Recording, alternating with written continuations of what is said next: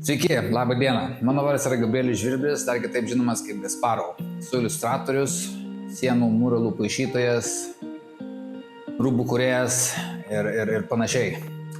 Šiais metais aš ir mano 5 nuostabios kolegos, sukviestos iš visos Lietuvos, garsūs menininkai, buvo sukviesti į Druskininkus tam, kad išmarginti kiaušinius UV spalvom, kas jau vyko prieš 2 metus, bet šiais metais viskas bus ir kitam lygyje, ir kitoks bus pasiruošimas. Labai kviečiu atvažiuoti į Druskininkus šiais metais, prieš 230 gimtadienį šiais metais ir pamatyti mūsų kiaušinių instaliacijas. Savo vieną iš kiaušinių paruošiau eglė žalčių karalienė tema.